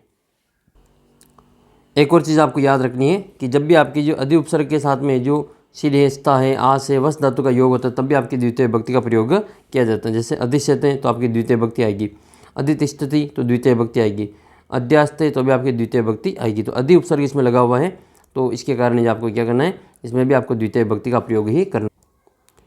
फिर आपकी तृतीय विभक्ति, देखो सबसे ज़्यादा दूसरी और तीसरी विभक्ति ज़्यादा पूछी जाती हैं। और तो तृतीय विभक्ति में क्या होता है, तृतीय विभक्ति में जैसे ये कुछ शब्द हैं उनको आपको याद रखना है, ठीक है। तो तृतीय विभक्ति में जैसे किसी की सहायता से कोई कार्य किया जाता है तब तृतीय विभक्ति आती है। जैसे चाकू से जो अपन सब्जी काटते हैं, कलम से हम लिखते हैं, पेन से लिख रहे हैं, ठीक है, तो आप जो ये किसी की सहायता से काम कर रहे हैं तो उसको अपन क्या करते हैं, इसमें तृतीय विभक्ति लगाते हैं। जैसे वाक्य इसमें रचना कलमेन पत्रम लिखती, रचना जो है कलम से पत्र लिखती है। वाक्य में पत्र का लेखन कलम की सहायता से किया जा रहा है, अतः पत्र लेखन में सहायक होने के कारण कलम में तृतीय विभक्ति आएगी। राम रावणम बाणेन हतवान, राम ने रावण को बाण की सहायता से हतवान मारा, ठीक है, तो इसमें आपके बाणेन में कौन सा आएगा, बाण में ये तृतीय विभक्ति आएगी। जैसे राम का रामायण होता है, कलम का कलमेन, जैसे तो बाण का बाणेन हो जाएगा, ठीक है, तो याद रखना इसमें। इसके अलावा कुछ ये शब्द हैं जिनके योग में तृतीय विभक्ति आती है, जहाँ से प्रश्न 100% पूछा जाता है, ठीक है। जैसे सह के योग में, सार्ध के योग में, सदृश्यम के योग में और समम के योग में, इन सभी के योग में तृतीय विभक्ति का प्रयोग किया जाता है। ये सबसे ज़्यादा पूछा जाता है कि सोहन रामेण स गच्छति या राम लक्ष्मणेन स गच्छति, ठीक है, राम है जो लक्ष्मण के साथ जाता है, स के योग में, सार्धम के योग में, ठीक है, तो ये सह, सार्ध, सदृश्य। सीता या मुखम चंद्रेण अस्ति, सीता का जो मुख है वो चांद के समान है। फिर समम साथ में, तो भोजनेन समम जलम पिब, भोजन के साथ में जल पीना चाहिए। फिर आपके सम हैं, इसके अलावा ये अलम है, अलम के योग में भी आपके तृतीय विभक्ति आती हैं और वीणा के योग में भी आपके तृतीय विभक्ति आती हैं। अलम विवादेन ये सबसे ज़्यादा पूछा जाता है। और ये वीणा के योग में रामेण वीणा सीता दुखिता भवत, राम के वीणा जो सीता को दुख हुआ, तो ये वीणा के योग में यहाँ पे राम में तृतीय विभक्ति आई। अलम के योग में विवाद में तृतीय विभक्ति हैं विवादेन, ठीक है। तो अलम विवादेन सार्ध सदृश्य सम, इन सभी में तृतीय विभक्ति का प्रयोग किया जाता है। इसके अलावा सबसे महत्वपूर्ण आपका अंग विकार में कोई अंग विकार का प्रदर्शित करना हो कि कोई जो हाथ नहीं है, किसी के जो आँख से काना है, कोई कान से बहरा है, पैर से कोई लंगड़ा है, हाथ से कोई लूला है, ठीक है, कोई गंजा है, तो इसमें आपको क्या करना पड़ेगा, ये अंग विकार को बताना है तो इसमें आपको तृतीय विभक्ति का प्रयोग करना पड़ेगा। जैसे देवदत्त नेत्रेण काना, अब ये आँख से काना है, ठीक है, तो इसमें आपके काना के योग में अंग विकार के योग में इसमें तृतीय विभक्ति लग रही है, तो नेत्र का तृतीय विभक्ति नेत्रेण होता है। और खंज यानी कि वो अश्वपादेन खंज अस्ति, वो पैर घोड़ा जो है वो पैर से मतलब आपकी जो लंगड़ा है, तो खंज का मतलब लंगड़ा, ये तो ये पादेन यानी कि पद, ये पाद जो होता है मतलब पैर को बताता है, तो ये पैर की जो जैसे राम है वैसे ही पाद, तो रामेण पादेन ये आपकी तृतीय विभक्ति आएगी। तो ये तृतीय विभक्ति अंग विकार के योग में भी इसका प्रयोग किया जाता है। या फिर फल प्राप्ति या कार्य की पूर्णता के साथ में भी समय की निरंतरता का बोध कराने के लिए तृतीय विभक्ति का प्रयोग किया जाता है। इसके अलावा आपकी जो चतुर्थी विभक्ति है वो आपको देख लेना है। चतुर्थी विभक्ति संप्रदान कारक के योग में चतुर्थी विभक्ति आती है, और दा धातु के योग में जिसे दिया जा रहा है उसमें चतुर्थी विभक्ति आती हैं, ठीक है। दा धातु देने के योग में चतुर्थी विभक्ति का प्रयोग किया जाता है, जिसको दिया जा रहा है उसके लिए चतुर्थी विभक्ति आती है। पिता पुत्राय पुस्तकम यच्छति, पिता पुत्र के लिए पुस्तक मांगता है। राजा भिक्षुकाय वस्त्रम ददाति, राजा जो है वो भिखारी को वस्त्र देता है, तो भिखारी के लिए वस्त्र देता है। तो ये के लिए का प्रयोग है, या जिसको दिया जा रहा है उसके लिए चतुर्थी विभक्ति आता है। तो ये जब भी यच्छति ददाति तो आपके पुत्राय भिक्षुकाय चतुर्थी विभक्ति आती हैं।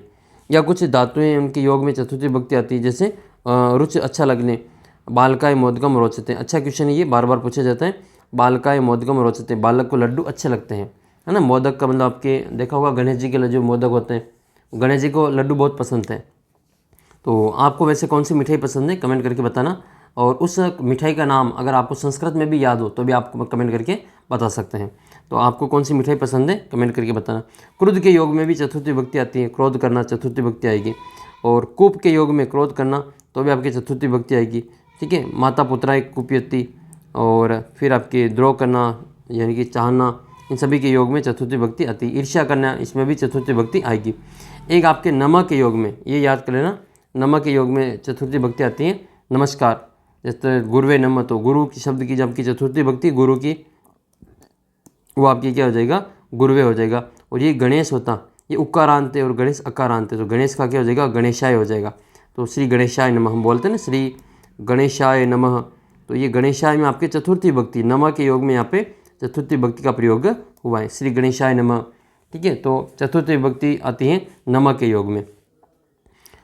इसमें अग्नि स्वाहा, तो इस स्वाहा के योग में भी आपकी चतुर्थी विभक्ति आती हैं। तो पितरों को जल देना स्वदा, और निवेदन करना तो आपके स गुरुवे निवेदिति, तो निवेदन में आपके चतुर्थी विभक्ति आएगी। तो ये चतुर्थी विभक्ति का प्रयोग आपको विशेष तौर पे याद कर लेना है। पंचमी विभक्ति का प्रयोग अपादान कारक में जो पंचमी विभक्ति आती हैं, ठीक है, अपादान कारक में पंचमी विभक्ति आती हैं, जिसे नियम पूर्वक पढ़ा जाए और पंचमी विभक्ति होती हैं।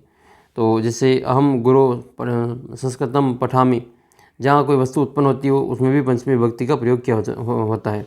जैसे जो गंगा है वो जल हिमालय से निकलती हैं, तो गंगा हिमालयात प्रभवती, इसमें आपकी जो पंचमी विभक्ति आएगी। बीजात जायते वृक्ष, जो वृक्ष है वो बीज से बनते हैं, तो ये किसी से वस्तु उत्पन्न हो रही है वहाँ पर भी पंचमी विभक्ति का प्रयोग किया जाता है। फिर आपके कोई वस्तु है जो अलग होनी, व्यक्ति या वस्तु अलग होती है, तो उसको भी हम ये जो पंचमी विभक्ति के द्वारा लिखते हैं। जैसे मोहन विद्यालयात आगच्छति, जो मोहन है वो विद्यालय से आ रहा है, तो विद्यालय से वो अलग हो गया, अब घर में आ चुके हैं। वृक्षात पत्राणि पतंती, वृक्ष से जो पत्ते हैं वो गिर रहे हैं, तो उसमें भी आपके पंचमी विभक्ति आएगी। या फिर आपके बी धातु हैं और त्रा धातु हैं, त्रस धातु हैं, इनके योग में भी भय हेतु, भय के लिए आपकी जो पंचमी विभक्ति का प्रयोग किया जाता है। रामा पापात बिबेति, राम को जो पाप से डर लगता है। नेक्स्ट है रक्षक चोरात त्रायते, जो रक्षक हैं उसको जो चोरात यानी कि चोर से डर लगता है। गोकुल दुर्जनात त्रस्त, जो गोकुल उनको दुर्जन से डर लगता है। इसके अलावा आपके जो कुछ शब्द हैं इनके अनुसार आपको जो पंचमी विभक्ति का प्रयोग करना है। ये सभी आप इसमें देख सकते हैं, इनके कारण पंचमी विभक्ति आती हैं। षष्ठी विभक्ति, इसमें आपके जो संबंध कारक होता है तो संबंध में षष्ठी विभक्ति होती है। जैसे रामेश पुस्तकम, ये राम की पुस्तक है। कृष्णस्य ग्राम, ये कृष्ण का गांव है। मृतिका या मिट्टी घट, जो मिट्टी का घड़ा है। तो इसमें जो आएगा जैसे कृत्य लिए, हेतु कारण, और समक्ष सामने, और मध्य बीच में, इन सभी के कारण जो षष्ठी विभक्ति का प्रयोग किया जाता है। कृत्य या तो सक्षम, मध्य, अंत, दूरम, इनमें षष्ठी विभक्ति का प्रयोग किया जाता है। फिर आती है सप्तमी विभक्ति, अधिकरण। तो अधिकरण का जो कारक है उसमें सप्तमी विभक्ति आती है। वृक्षे फलानि सन्ति, अधिकरण में पेपर, ठीक है। तो वृक्ष पर जो फल हैं, सिंह वने वस्ती, शेर जो वन में रहता है। तो समस्त अवयवों में कोई ये वस्तु व्याप्त हो तो उसको भी सप्तमी विभक्ति का प्रयोग किया जाता है। तो तिलेसु तेलम विजेते, तिलों में तेल होता है। फिर आपके इसमें रचना वाला जो चैप्टर है उसमें देख लेते हैं। इसमें जैसे कि रुग्णता है, तो आपकी जो प्रार्थना पत्र है ये, तो जो आपका इंपॉर्टेंट जो प्रार्थना पत्र है वो भी देख लेते हैं इसमें। तो सबसे पहले लिखेंगे सवायाम, ये इसमें रुग्णता या कारणात अवकाश प्राप्त है, यानी कि बीमार होने के कारण आपको प्रार्थना पत्र लिखना है। यहाँ पे लिखेंगे सेवा में श्रीमान प्रधानाचार्य महोदय, केंद्रीय विद्यालय RK पुरम सेक्टर द्वितीय, नव दिल्ली, और आपका जो एड्रेस वहाँ पे लिख लेना है। विषय अवकाश प्राप्त निवेदनम, मान्यवर्य महोदय सविनयं निवेदनम अस्ति यत् अहम शिरोवेदनया पीड़ित अस्मि, एकस्मात् कारणात् अहम विद्यालये आगन्तुं समर्थ अस्मि, अतः प्रार्थये यत् द्विदिवसीय अवकाश प्रदाय अनुग्रहं कुर्वन्तु भवन्तु। इसमें आपको क्या करना है कि हिंदी में पहले याद कर लेना है कि सविनय निवेदन है कि मेरे जो सिर में बहुत ही तेज सिर दर्द से पीड़ित हूँ, तो इस कारण से जो मैं विद्यालय नहीं आ सकूँगा, अतः प्रार्थना है कि मुझे 2 दिन का अवकाश दिलाने की कृपा करें। धन्यवाद। आपको जो अपना नाम वहाँ पे लिख लेना है। शुल्क मुक्ति का प्रार्थना पत्र, तो ये देख लेते हैं, इंपॉर्टेंट है। सेवायाम प्रधानाचार्य महोदय, केंद्रीय विद्यालय, आपको जो अपना नाम यहाँ पे लिख लेना स्कूल का। विषय शुल्क शुल्क समापनार्थ निवेदनम, मान्यवर महोदय सविनय निवेदन यस्त निवेदन है कि अहम भवत विद्यालय दक्षम कक्षाया या नवम कक्षाया वर्गस्य छात्र अस्मि, मैं आपकी जो विद्यालय की जो 10वीं कक्षा, आप जो 9वीं में, तो आप लिख लेना नवम कक्षा या जो छात्र जो हूँ उसके स सेक्शन का या स वर्ग का, यानी कि C सेक्शन का, या BC कुछ भी लिख सकते हैं। मम पिता एकस्मिन् विद्यालय द्वारपाल अस्ति, मेरे जो इस विद्यालय में चौकीदार हैं। तस्य मासिक वेतनम 2,000 रूप्यकाणि मात्रम, उनका जो मासिक वेतन मात्र 2,000 रुपये है। अस्माकं कुटुम्बकं 5 सदस्य सन्ति, हमारे परिवार में 5 सदस्य हैं। अतः अनेन वेतनेन कुटुम्बकः निर्वाहस्य कठिनः भवति, इस वेतन से तो हमारा जो परिवार का जो भरण पोषण है वो भी निर्वाह करना भी कठिन हो रहा है। अतः शुल्क क्षमापणार्थात् प्राप्यर्थे, इसलिए शुल्क जो क्षमापण के लिए मैं प्रार्थना करता हूँ। आशा से यत मदीय इमाम प्रार्थना, आशा है कि मेरे ये जो शुल्क जो है प्रार्थना पत्र स्वीकार करेंगे, और शुल्क जो मापन द्वारा जो माम उपकरिष्यन्ति श्रीमंत, और शुल्क मुक्ति करके मेरे को जो उपकार करेंगे। धन्यवाद। भवता विनीत शिष्य, आपका जो आज्ञाकार शिष्य वगैरह ये लिख लेना है, और उसके बाद में फिर आपको दिनांक डाल देनी है। फिर ये पुस्तक मंगवाने के लिए एक प्रकाशक से जो अपने प्रार्थना पत्र लिखना है, सवायाम व्यवस्थापक महोदय आर्य बुक डिपो, और फिर आपको यहाँ पे नाम लिख लेना है पुस्तक डिपो का। महोदय सेवायाम निवेदनमस्ति यत् अहम अधोलिखित पुस्तकानि क्रेतुम् इच्छामि, कि मुझे जो इन पुस्तकों की खरीदने की इच्छा है। यत् समुचित इनका जो कमीशन है, निष्कासाय एतानि पुस्तकानि VP माध्यमेन प्रेषयन्तु, इनका जो पैसा है मैं आपको VP के माध्यम से आपको भेज रहा हूँ। शीघ्रता प्रश्न स्यात्, शीघ्रता से इनकी जो प्रशंसा होगी और शीघ्रता से पहुँच जाएगा। और पुस्तकों के नाम आपको दे रखा है, सरल संस्कृत व्याकरण डॉक्टर परमानंद गुप्त, एक किताब चाहिए। निबंध स्वरम डॉक्टर अरुणेश कुमार, एक किताब चाहिए। और कथा सागर डॉक्टर वागीश, एक किताब चाहिए।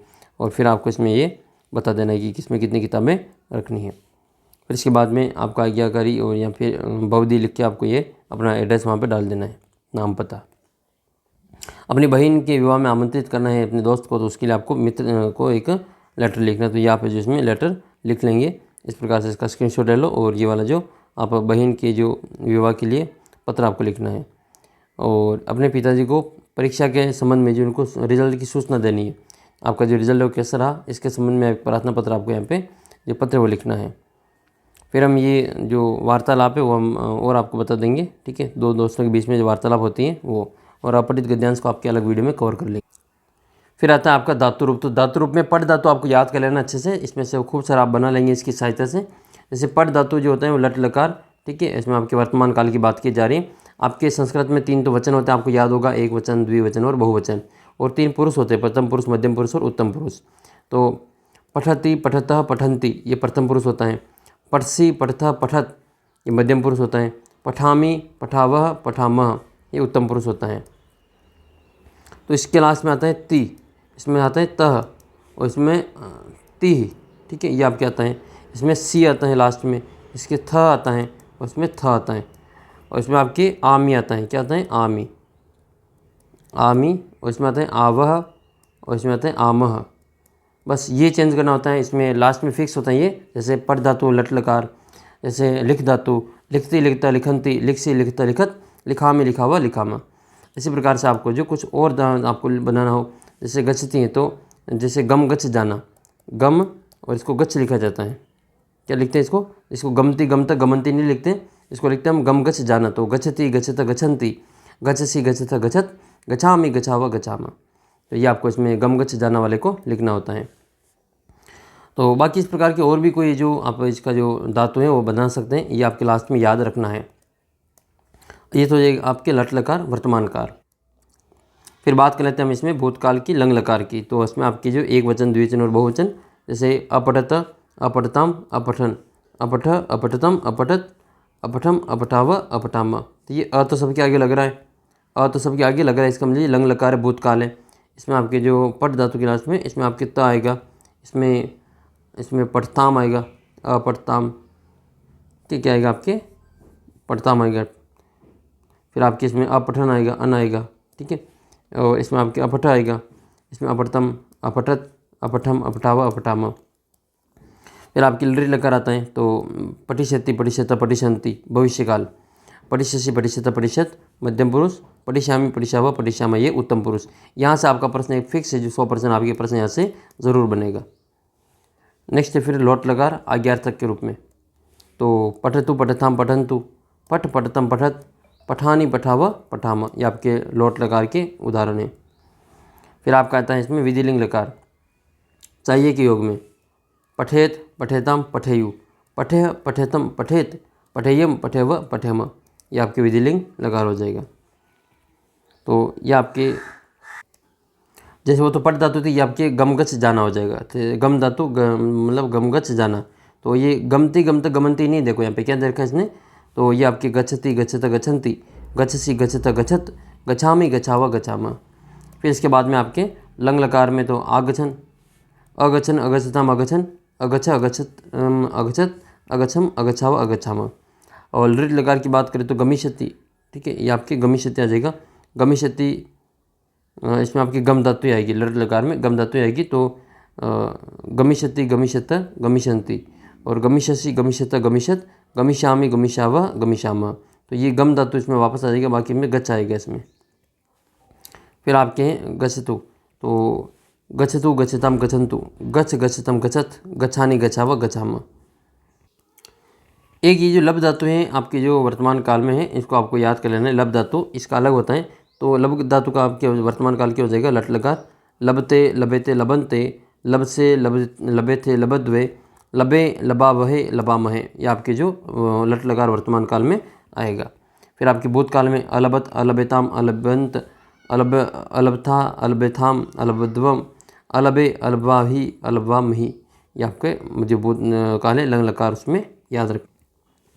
फिर आता है आपका वाक्य शब्द रूप का सामान्य परिचय। तो इसमें आपके वाक्य की जो सबसे छोटी इकाई होती है उसको क्या कहते हैं? वाक्य की सबसे छोटी इकाई को क्या कहते हैं? शब्द कहा जाता है। और शब्दों के अनेक रूप होते हैं, जैसे संज्ञा होता है, सर्वनाम होता है, विशेषण होता है। तो इनको हम क्या कहते हैं? इनको हम शब्द रूप, इसको अपन ये शब्द के अनेक रूप कहा जाता है इनको। तो जैसे इसमें आपके जो किसी का नाम बताना हो, तो किसी भाषा व्याकरण की भाषा में क्रियापद को छोड़ करके वाक्य के अन्य पदों को नाम कहा जाता है। जैसे किसी वस्तु, व्यक्ति, स्थान, भाव आदि के बोध कराने वाले शब्दों को संज्ञा कहते हैं। संस्कृत भाषा में जो प्रयोग करने वाले इन शब्दों के लिए पद शब्द बनाया जाता है। तो संज्ञा, सर्वनाम, इन शब्दों को पद बनाने हेतु इनमें प्रथमा, द्वितीय, तृतीय विभक्ति लगाई जाती है। और इसमें जो स्त्रीलिंग, पुल्लिंग और नपुंसकलिंग और एक वचन, द्विवचन, बहुवचन अलग अलग रूपों में चलता है। इनको अपन शब्द रूप कहते हैं। तो शब्द रूप में आपको ये जो विभक्ति आपको याद रखनी है। जैसे आपको ये दे रखा आपके सूप कहलाते हैं, ठीक है। तो जैसे प्रथमा विभक्ति है, तो प्रथमा विभक्ति ये जो आपका जो शब्द रूप है वो आपको याद करने का क्या है, एक प्रकार का ये एक ट्रिक है। जैसे प्रथमा विभक्ति है तो एक वचन में आपके विसर्ग आएगा, द्विवचन में आपके औ की मात्रा आएगी और बहुवचन में आपके अस आएगा। द्वितीय विभक्ति में आपके अम आएगा और द्विवचन में आपके औ आएगा और फिर आपके अस आएगा। तृतीय विभक्ति में आ, व्याम और बिह और चतुर्थ विभक्ति में ए, व्याम और ब्यह। पंचमी विभक्ति में अस, व्याम और ब्यह। षष्ठी विभक्ति में अस, औ और आम और सप्तमी विभक्ति में ई और औह और आपके सु। तो ये आपकी सप्तमी विभक्ति तक ये जो ट्रिक के रूप में दे रखा है। फिर जैसे आपने राम शब्द देखा होगा, ठीक है। संज्ञा शब्द है जो संज्ञा शब्द हो जाएगा, सर्वनाम शब्द हो जाएगा और संख्यावाची शब्द हो जाएगा। संज्ञा में आपके स्वर और व्यंजन होने के कारण को दो भागों में रखा गया है। स्वरांत यानी कि जो अजंत हो जाएंगे, जिसमें आपके अकारांत, आकारांत, इकारांत, उकारांत ये सभी आपके पूछे जाते हैं। जैसे बालक शब्द है, बालक शब्द अकारांत हो जाएगा। गुरु शब्द उकारांत हो जाएगा। कवि शब्द आपके इकारांत हो जाएगा। नदी शब्द बड़ी इकारांत हो जाएगा। लता शब्द आपके अकारांत हो जाएगा। इस प्रकार से आपको ये शब्द रूप याद रखना है। फिर हलंत वाले हो जाएंगे, ठीक है। तो आपको इसमें जो बालक शब्द है जो उसकी विभक्ति आपको याद कर लेनी है। राम शब्द की तरह चलता है। आपको या तो राम शब्द याद होगा या फिर आपको बालक शब्द याद होगा। कमेंट करके बताना कि आपको राम शब्द याद है या नहीं है। जैसे बालक चलता है वैसे आपके राम चलते हैं। तो बालक में आपके जो क्या हो जाएगा, बालकः बालकौ, बालकः प्रथमा, बालकम बालकौ, बालकान द्वितीया, बालकेन बालकाभ्याम बालकैः तृतीया, बालकाय बालकाभ्याम बालकेभ्यः चतुर्थी, बालकात् बालकाभ्याम बालकेभ्यः पंचमी, बालकस्य बालकयो बालकानां षष्ठी, बालके बालकयो बालकेषु सप्तमी, हे बालकः, हे बालकौ, हे बालकः। ये आपके संबोधन हो जाएगा। तो ये जैसे बालक चलता है वैसे आपके राम शब्द चलता है। आप बालक की जगह पे राम लिख लेंगे तो ये रामः, रामौ, रामः प्रथमा, रामम, रामौ, रामान द्वितीया, रामेण या रामेण नहीं आता है, फिर रामेण आता है, ठीक है। तो रामेण आता है। रामेण रमाभ्याम राम्यः तृतीया, रामाय रामाभ्याम रामेभ्य चतुर्थी, रामात् रामाभ्याम रामेभ्य पंचमी, रामस्य रामयो रामाणां षष्ठी, रामे रामयो रामेषु सप्तमी, हे राम, हे रामो, हे रामा। तो जैसे बालक शब्द चलता है, राम शब्द चलता है, उसी प्रकार से वृक्ष, अध्यापक, छात्र, नर, देव ये सभी जो आपके इसी प्रकार से अकारांत पुल्लिंग शब्द को आप बना सकते हैं, ठीक है। इसी प्रकार से अकारांत आ जाएगा बालिका, ठीक है, या रमा। बालिका या रमा शब्द आपको याद होगा। तो बालिका, बालिके, बालिका, बालिकाम, बालिके, बालिका, बालिकया, बालिकाभ्याम, बालिकाभि, बालिकाए, बालिकाभ्याम, बालिकाभ्य, बालिकयः, बालिकाभ्याम, बालिकाभ्य, बालिकयः, बालिकयो, बालकानां षष्ठी, बालिकया, बालिकयो, बालिकेषु सप्तमी, हे बालिके, हे बालिके, हे बालिका सप्तमी। इससे मतलब ये संबोधन। तो ये बालिका शब्द हैं, लता शब्द हैं, बाला, विद्या ये सभी आकारांत शब्द चलते हैं।